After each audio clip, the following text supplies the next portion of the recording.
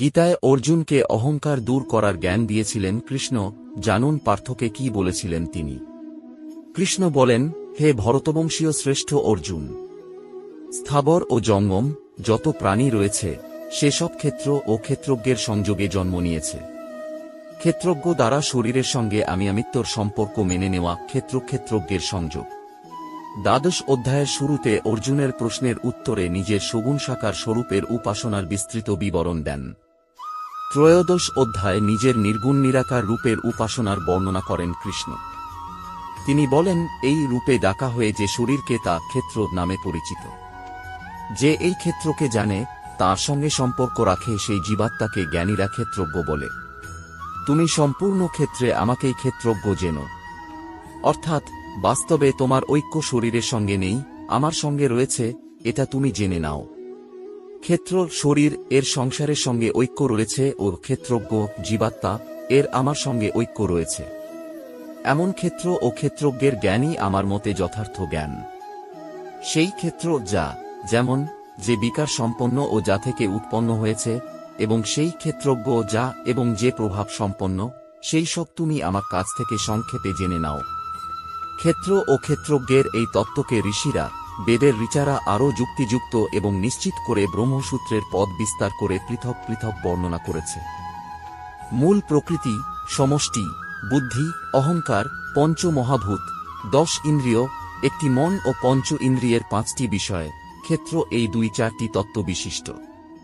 ইচ্ছা, দেশ, সুখ, দুঃখ, শরীর, প্রাণশক্তি ও ধারণাশক্তি, এই 7টি ক্ষেত্রের বিকার।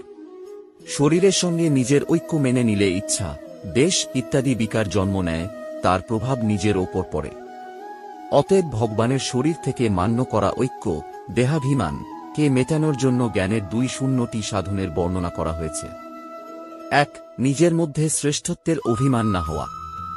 2. নিজের মধ্যে দম্ভ না থাকা। 3. অহিংসা অর্থাৎ শরীর, মন ও বাণীর দ্বারা কাউকে কখনো দুঃখ না দেওয়া। 4. অন্যকে ক্ষমা করার মানসিকতা। 5. সরল শরীর, মন ও বাণী। 6. জ্ঞান প্রাপ্তির উদ্দেশ্যে গুরুর, জীবনমুক্ত মহাপুরুষ কাছে গিয়ে তাঁর সেবা ও আজ্ঞা পালন করা। 7. শরীর ও অন্তঃকরণের শুদ্ধি। 8. নিজের লক্ষ্য থেকে সরে না আসা। 9. মনকে নিয়ন্ত্রণে রাখা। 10. ইন্দ্রিয় বিষয়ে কোনো অনুরাগ না থাকা। 11. আমি শরীর, এমন অহংকার না করা। 12. বৈরাগ্যের জন্য জন্ম, মৃত্যু, বৃদ্ধাবস্থা ও রোগ, এই 4টি দুঃখের প্রতি বারবার বিচার করা এবং দুঃখের মূল কারণ, সুখের ইচ্ছা, মিটিয়ে দেওয়া। 13. সাংসারিক আসক্তি ত্যাগ করা। 14. পুত্র, স্ত্রী, ঘর ইত্যাদির সঙ্গে ঘনিষ্ঠ সম্পর্ক ত্যাগ করা। 15. অনুকূলতা ও প্রতিকূলতার প্রতি চিত্তের সম থাকা। 16. সংসারের আশ্রয়ের ত্যাগ করে শুধু ঈশ্বরের আশ্রয় নেওয়া, ঈশ্বরের সঙ্গে সম্পর্ক রাখা।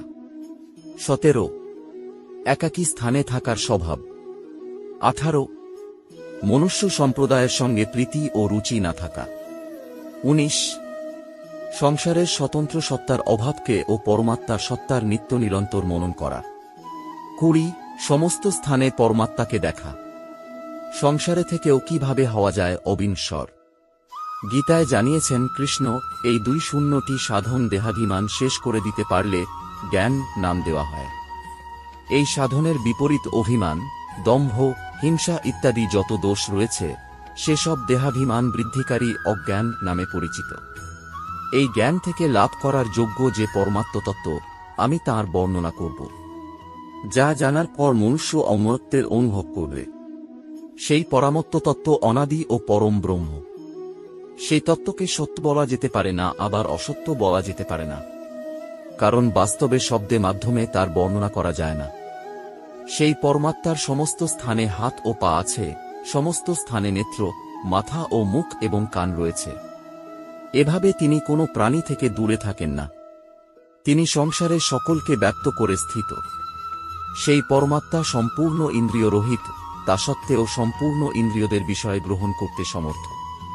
তাঁর কোনো প্রাণীতেই আসক্তি নেই, তা সত্ত্বেও তিনি প্রাণী মাত্রের লালন পালন করেন। সমস্ত গুণ মুক্ত হওয়া সত্ত্বেও সমস্ত গুণের ভোক্তা। সেই পরমাত্মা সমস্ত প্রাণীর বাইরে ও ভিতরে বর্তমান। তিনি চরাচর প্রাণী রূপে আছেন, অর্থাৎ সংসারে পরমাত্মা ছাড়া আর কিছু নেই। দেশ, কাল ও বস্তু এই তিন দৃষ্টি থেকে তারা পরমাত্মা থেকে দূরের চেয়েও দূরে ও কাছের চেয়েও কাছে। অত্যন্ত সূক্ষ্ম হওয়ার কারণে সেই পরমাত্মাকে ইন্দ্রিয়, মন, বুদ্ধি ইত্যাদি দ্বারা জানা যায় না, তাকে স্বয়ং দ্বারাই জানা যায়। সেই পরমাত্মা স্বয়ং বিভাগরহিত, এক হওয়া সত্ত্বেও সম্পূর্ণ প্রাণীর মধ্যে বিভক্ত, অনেক এর মতো মনে করা হয়। জানার যোগ্য একই পরমাত্মা ব্রহ্মরূপে সম্পূর্ণ প্রাণীকে উৎপন্ন করে, যে বিষ্ণুরূপে সকলের ভরণ পোষণকারী ও শিবরূপে সকলের সংহারক। সেই পরমাত্মা সমস্ত জ্যোতি, জ্ঞান, জ্যোতি প্রকাশক। তার মধ্যে অজ্ঞানের অত্যন্ত অভাব রয়েছে, কারণ তিনি জ্ঞান স্বরূপ। সেই পরমাত্মাও জানার যোগ্য। এভাবে তাকে জানার পর আরও কিছু জানতে বাকি থাকে না। তাকে সেই তত্ত্বজ্ঞান থেকেই জানা যেতে পারে, ক্রিয়া, বস্তু ইত্যাদি থেকে নয়। এভাবে সেই পরমাত্মা সকলের হৃদয়ে নিত্য নিরন্তর বিরাজমান থাকে। এভাবে সাধকে ক্ষেত্র, জ্ঞান ও জ্ঞেয় তিনটি জানা উচিত, যার বর্ণনা আমি সংক্ষেপে করেছি। আমার ভক্ত এই তিনটিকে তত্ত্ব থেকে জেনে আমার সঙ্গে অভিন্নতার অনুভব করে নেয়। প্রকৃতি, শিকড় ও পুরুষ, চেতন এই দুটিকেই অনাদি মনে কর। অনাদি হওয়া সত্ত্বেও এই দুইয়ের স্বরূপে বিশাল পার্থক্য রয়েছে। সমস্ত বিকার ও গুণ, সত্ত্ব, রজ, তম প্রকৃতির থেকে উৎপন্ন হয়, কিন্তু পুরুষের মধ্যে বিকার বা গুণ নেই। কার্য, পঞ্চমহাভূত ও শব্দাদি পাঁচ বিষয় ও করণ, এক শূন্য ইন্দ্রিয় ও মন, বুদ্ধি, অহংকার দ্বারা যে ক্রিয়া হয়, সেসব প্রকৃতির মাধ্যমে হয়। কিন্তু অনুকূলতায় সুখী হওয়া ও প্রতিকূলতায় দুঃখী হওয়া, এই সুখ দুঃখের ভোগ পুরুষের মধ্যে হয়, প্রকৃতির মধ্যে নয়। বাস্তবে প্রকৃতির কাজ শরীরের সঙ্গে নিজের সম্পর্ক জুড়লেই পুরুষ ভোক্তা হয়। গুণের সঙ্গ নিলে, অর্থাৎ শরীরকে আমি ও আমার মনে করলে পুরুষ উচ্চনীচ জনিতে জন্মগ্রহণ করে। যেমন মনুষ্যপুত্রের সঙ্গে সম্পর্কের ফলে বাবা, স্ত্রীর সঙ্গে সম্পর্কের ফলে স্বামী, বোনের সঙ্গে সম্পর্কে ভাই ইত্যাদি হয়ে থাকে। এভাবেই পুরুষ শরীরের সঙ্গে সম্পর্ক রাখলে উপদ্রষ্টা, তার সঙ্গে মিশে সম্মতি, অনুমতি দিলে অনুমন্তা, নিজের শরীরের ভরণ পোষণ করলে ভর্তা, তার সঙ্গে সুখ দুঃখ ভোগ করলে ভোক্তা ও নিজেকে শরীরের মালিক মনে করলে মহেশ্বর হয়ে যায়। কিন্তু স্বরূপে এই পুরুষ পরমাত্মা বলা হয়। এটি এই শরীরে থাকা সত্ত্বেও বাস্তবে শরীরের সম্পর্কে সর্বথা রহিত।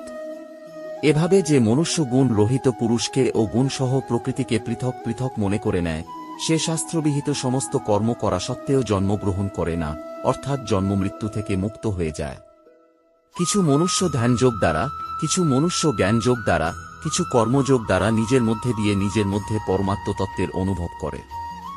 যে মনুষ্য ধ্যানযোগ, জ্ঞানযোগ ইত্যাদি জানেন না, কিন্তু যাদের মধ্যে তত্ত্বপ্রাপ্তির তীব্র অভিলাষা থাকে, এমন মনুষ্য জীবনমুক্ত মহাপুরুষের আজ্ঞা তৎপরতার সঙ্গে পালন করলে তত্ত্বজ্ঞান লাভ করে নেন।